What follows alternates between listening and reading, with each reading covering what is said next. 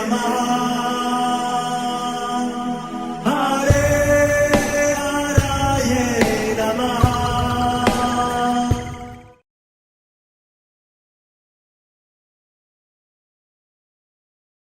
हरे कृष्णा। आज हम भगवत गीता अध्याय 13 श्लोक नंबर 3 सीखेंगे। चलिए शुरू करते हैं। क्षेत्रज्ञं चापि मां विद्धि सर्वक्षेत्रेषु भारत, क्षेत्र क्षेत्रज्ञोर्ज्ञानं यत्तज् ज्ञानं मतं मम।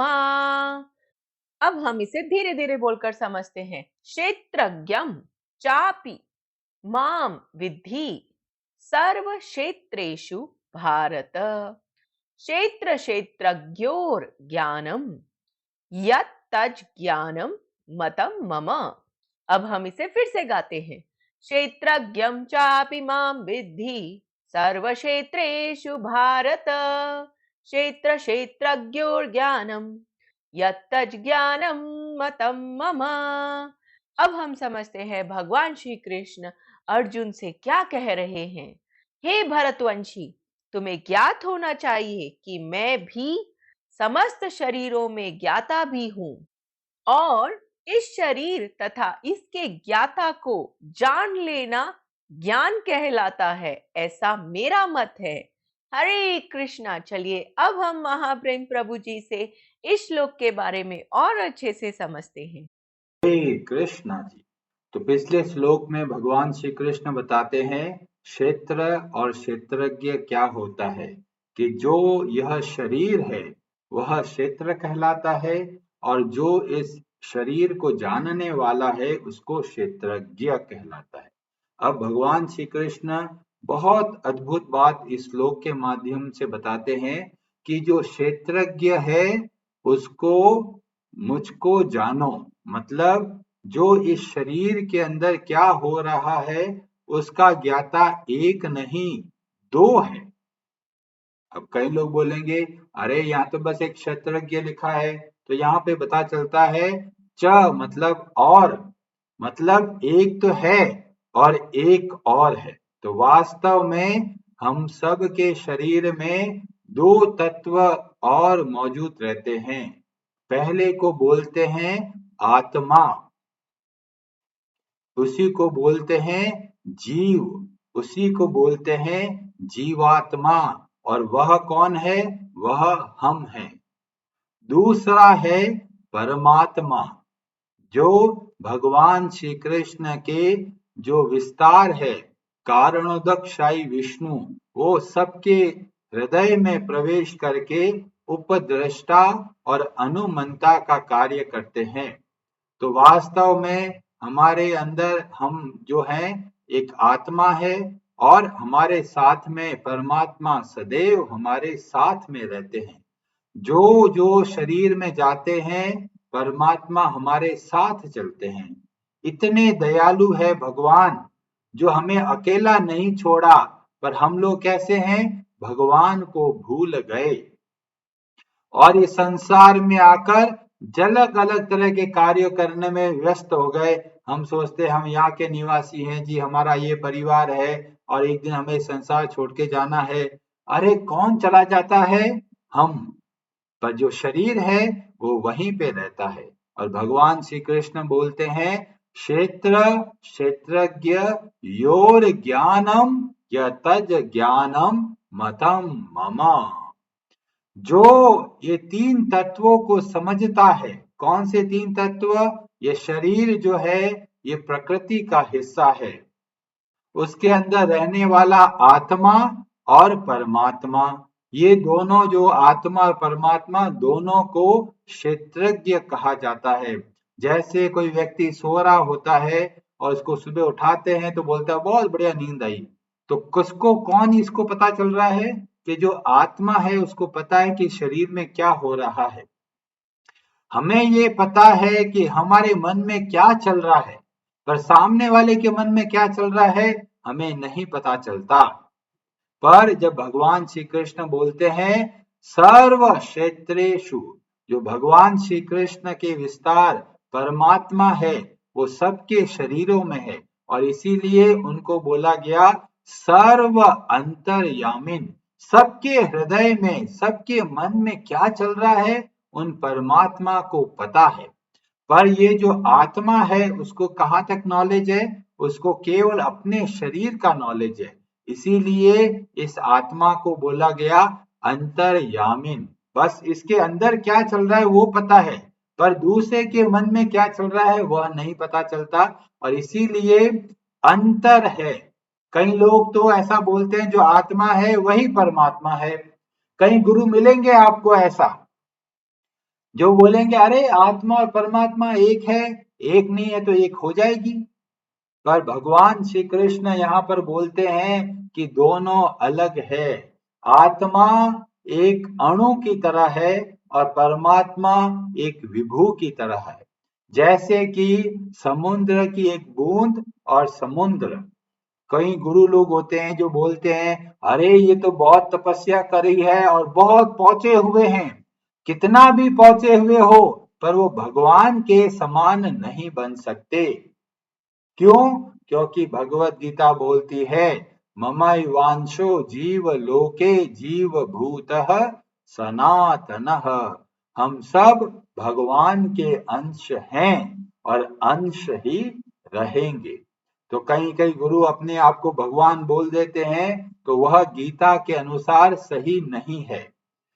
हम सब भगवान के अंश हैं और अंश ही रहेंगे। और जो व्यक्ति हमको इसका ज्ञान बताता है, किसका? क्षेत्र क्या है, क्षेत्रज्ञ कौन है, मतलब शरीर के बारे में बताता है, आत्मा के बारे में बताता है और परमात्मा जैसे कि भगवान के बारे में बताता है, वही वास्तव में ज्ञान है। और बाकी सब क्या है? अज्ञान। तो बहुत लोग पढ़ते हैं अरे जी हमने तो बहुत ज्ञान लिया है जी, पूरी इंजीनियरिंग पढ़ ली है, पूरा मेडिकल साइंस पढ़ लिया है, पूरी लॉ कर लिया है, हमें इसका ज्ञान है उसका ज्ञान है। तो भगवान बोलते हैं वो ज्ञान नहीं है। ज्ञान वह है जिसके द्वारा हम भगवान को जान सकें, जिसके द्वारा हम अपने आप को जान सके और जिसके द्वारा हम इस शरीर को जान सके। जब ये तीनों के बारे में पता चलता है उसको ज्ञान बोलते हैं। और जब बोलते हैं अज्ञान को मिटाना है, मतलब वह व्यक्ति जो हमें इन सब के बारे में बताता है वही वास्तव में गुरु बनने के योग्य है। बहुत सारे गुरु हैं, सब बातें बताएंगे, ऐसा करो ये करो वो करो, पर भगवान के बारे में नहीं बताते, भगवान की भक्ति के बारे में नहीं बताते। तो वह वास्तव में हमको अधूरा ज्ञान देकर हमको भ्रमित करते हैं।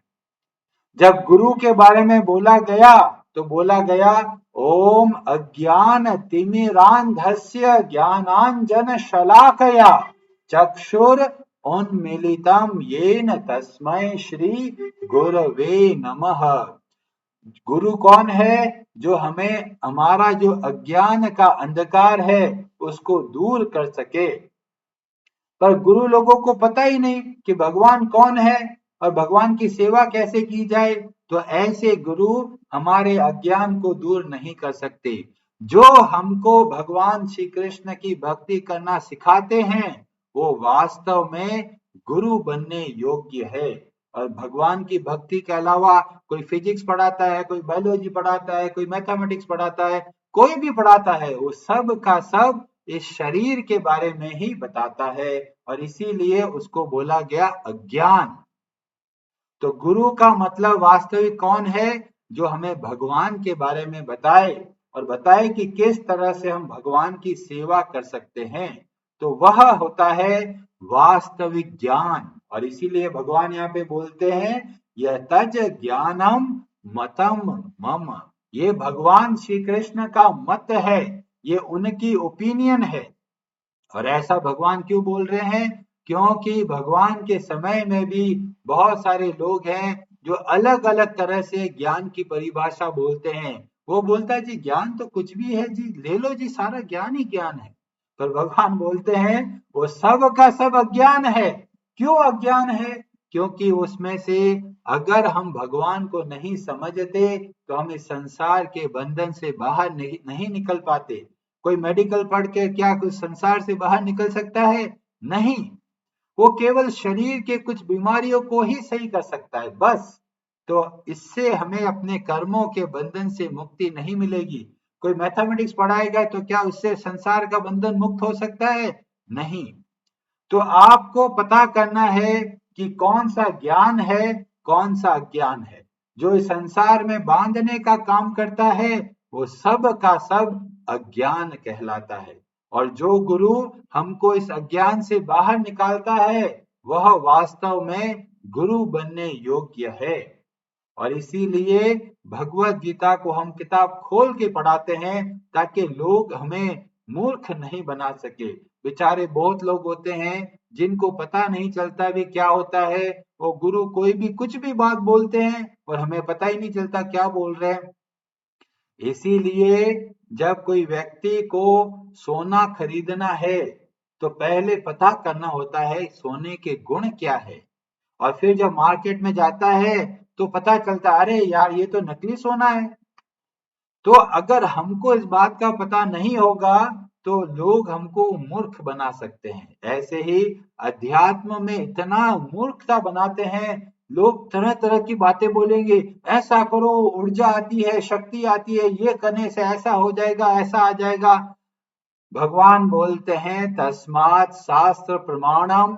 भगवत गीता क्या बोलती है, श्रीमद् भागवतम क्या बोलता है, हमारे उपनिषद क्या बोलते हैं, और उसके बाद में हमको निर्णय लेना है।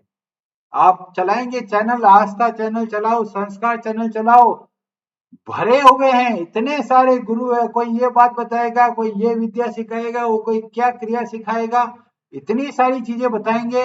और हमें लगा अरे जी आज तो बहुत ज्ञान मिला, पर ज्ञान की परिभाषा भगवान श्री कृष्ण आधे श्लोक में ही बोलते हैं, क्षेत्र क्षेत्रज्ञ योर ज्ञानम यतज ज्ञानम मतम मम।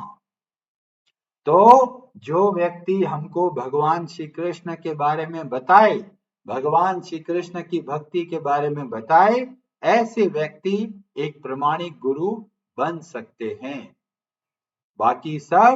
बाकी सब इस संसार के बंधन में हमें बांध रहे हैं। कोई सोचता हम तो अष्टांग योग करते हैं, ये केवल हमारे शरीर के कुछ चीजों तक ही हमको लाभ पहुंचा सकता है, पर कर्मों के बंधनों से मुक्त नहीं कर सकता। क्यों? क्योंकि भगवान श्री कृष्ण 3 अध्याय में बोलते हैं यज्ञार्थात कर्मणो अन्यत्र लोको अयम कर्म बंधना। भगवान श्री कृष्ण के लिए कार्य किया गया जो कर्म है वही हमें संसार के बंधन से मुक्त करा सकता है। बाकी सब का सब इस संसार का कर्म बंधन है। और कोई व्यक्ति को अगर बांध देते हैं तो क्या वो खुश रह सकता है? नहीं रह सकता। क्यों? क्योंकि बेचारा उसके हाथ और पांव बांध दिए गए हैं। तो बंधे हुए व्यक्ति को प्रसन्नता नहीं मिल पाती, और इसीलिए भगवान बोलते हैं इस संसार में लोग दुख पाते हैं क्योंकि अपने कर्मों के कर्म बंधन से फंसे हुए रहते हैं। और भगवान की भक्ति के द्वारा हम बड़े आराम से संसार के बंधन से बाहर निकल सकते हैं। तो अगली बार कोई आपको बोले अरे जी बहुत ज्ञान मिला है, तो आप देखिए कि ये क्षेत्र और क्षेत्रज्ञ के अंतर के बारे में ज्ञान मिला या नहीं, और उसके आधार पर निर्णय लीजिए क्या यह ज्ञान है या नहीं। और जो व्यक्ति ऐसा बोल रहा है क्या गुरु कहलाने योग्य है या नहीं, निर्णय आपको लेना है।